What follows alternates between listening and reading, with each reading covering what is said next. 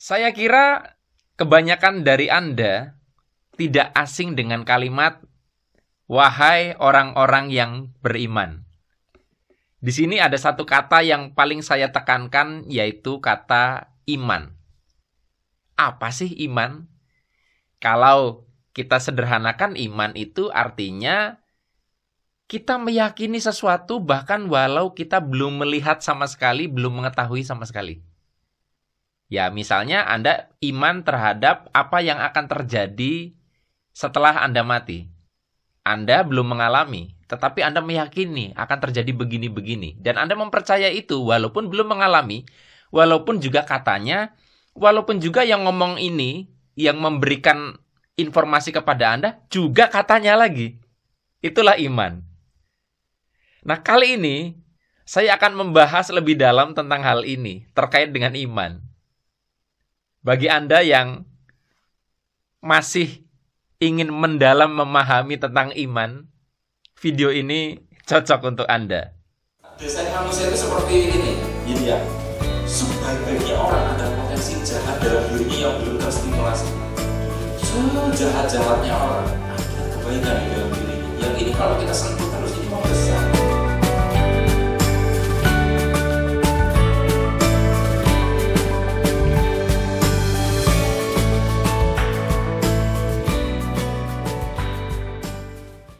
Assalamualaikum warahmatullahi wabarakatuh. Jumpa lagi kita berjumpa dengan saya, Arif Rahutomo atau Arif RH dalam rekaman video iseng Reborn. Cie. Wahai orang-orang yang beriman. Jadi gini, tema yang mau saya bahas dalam video kali ini adalah 2 tingkatan iman. 2 tingkatan iman. Saya mengatakan 2 tingkatan iman ini bukan berarti terus mengunci atau mengkerangkeng Anda tidak boleh membuat tingkatan yang lebih banyak. Anda bikin 10 tingkatan iman juga silahkan. Dan sebagaimana sudah saya sampaikan dalam sesi prolog tadi, bahwa iman itu saya artikan sebagai believe ya, without seeing ya. Jadi percaya walaupun belum melihat, kayak gitu. Nah, kaitannya tema ini tentunya dengan hal-hal yang mendekati bahasan-bahasan religius. Kalau Anda perhatikan, kata beriman lebih banyak digunakan oleh orang-orang beragama. Kalau orang-orang pemberdayaan kan lebih menggunakan kata belief, yakin ya. Kalau ini lebih ke faith ya, lebih kepada iman. Nah, saya tahu di antara Anda banyak sekali orang yang berbeda agama dengan saya, dan ada juga yang seagama. Tapi izinkan, karena saya beragama Islam, saya memberikan contoh-contohnya dalam Islam. Misalnya di Islam tuh ada rukun iman. Iman kepada hari akhir, iman kepada dan sebagainya dan sebagainya. Ini kan sesuatu yang Anda disuruh untuk percaya, untuk meyakini sejak kecil, walaupun Anda belum mengetahui secara pasti, walaupun Anda tidak menemukan atau belum menemukan bukti empiris. Iman terhadap apa yang nanti terjadi setelah kita mati. Itu tadi saya sudah kasih contoh di awal.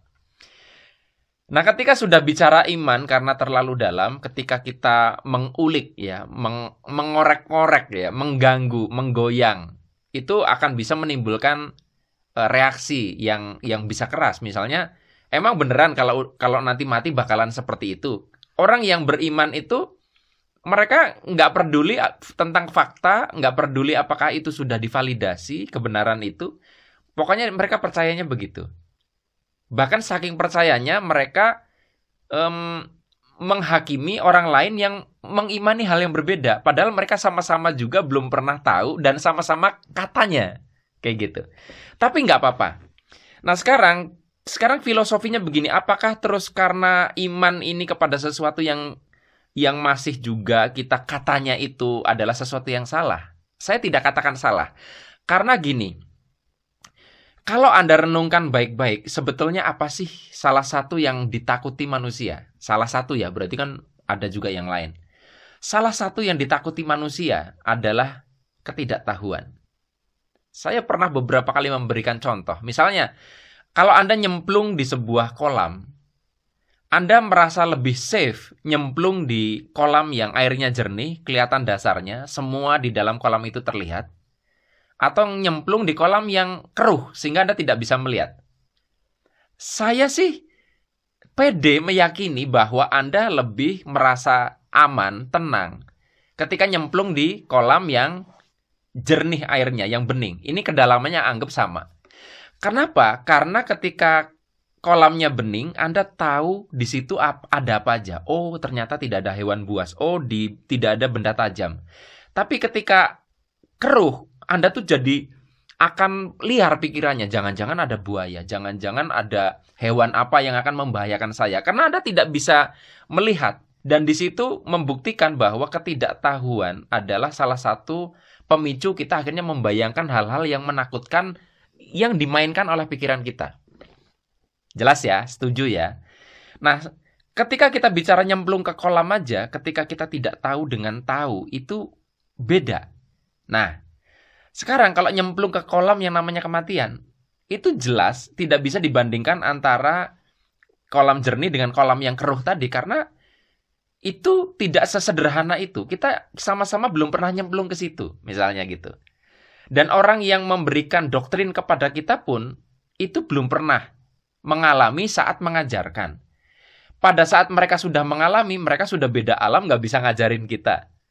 Nah, jadi lalu buat apa iman itu sebenarnya? Jadi gini, kalau kita kembali kepada contoh kolam tadi, ketika Anda itu tahu apa yang ada di dalam kolam itu, maka Anda punya pegangan, jiwa Anda punya pegangan pada pengetahuan itu. Nah, ketika Anda masuk ke kolam yang keruh, Anda itu tidak punya pegangan, Anda tidak ada yang dipegang, jiwa Anda tidak memegang pengetahuan apa-apa. Nah, ini nanti kita akan tindak lanjuti kepada iman yang tingkatan kedua. Kita kan baru bicara iman kepada yang pertama, yaitu iman kepada pengetahuan. Jadi yang pertama itu adalah Anda baru bisa merasa nyaman, tenang kalau Anda tahu atau diberitahu. Entah itu benar-benar begitu atau tidak, pokoknya ada pengetahuan, entah itu Anda tahu sendiri atau diberitahu, yang bisa Anda pegang. Sebagai gambaran gini, kalau Anda naik pesawat terbang, lalu terjadi sebuah turbulence, goncang pesawatnya, Anda akan refleks kemungkinan berpegangan kepada kursi. Atau Anda berpegangan terhadap yang lain. Misalnya saya kalau lagi turbulence pegang tangan istri saya. Pertanyaannya, Anda pegang kursi, Anda pegang tangan istri Anda atau suami Anda, apakah bisa menyelamatkan Anda kalau pesawat itu jatuh? Tetap mati kan? Tetapi ketika Anda memegang itu, Anda merasa punya pegangan, Anda merasa damai. Nah, iman Anda itu kan dipegang. Jadi nanti kalau mati bakal gini, Anda akhirnya kena memegang itu jadi merasa tenang, merasa tidak gundah berpikir yang macam-macam. Jadi fungsi iman dalam tingkatan yang pertama adalah memberi Anda pengetahuan untuk sebagai pegangan, supaya pikiran tidak melanglang buana mengada-ada. Sekali lagi, iman tidak bisa dikonfirmasi apakah begitu atau tidak. Dan saya melihat lebih berfungsi kepada memberikan pegangan supaya Anda tidak pikirannya kemana-mana, membayangkan hal-hal yang menakutkan. Oke ya. Nah sekarang, kita beranjak kepada tingkatan iman yang kedua, yaitu beriman kepada ketidaktahuan. Faktualnya, banyak orang yang tidak mau jujur bahwa sesungguhnya kita tidak tahu. Saya bolak-balik kalau ditanya, Mas Arif, apakah Mas Arif tidak sepenuhnya meyakini apa yang akan terjadi nanti, surga, neraka, dan sebagainya?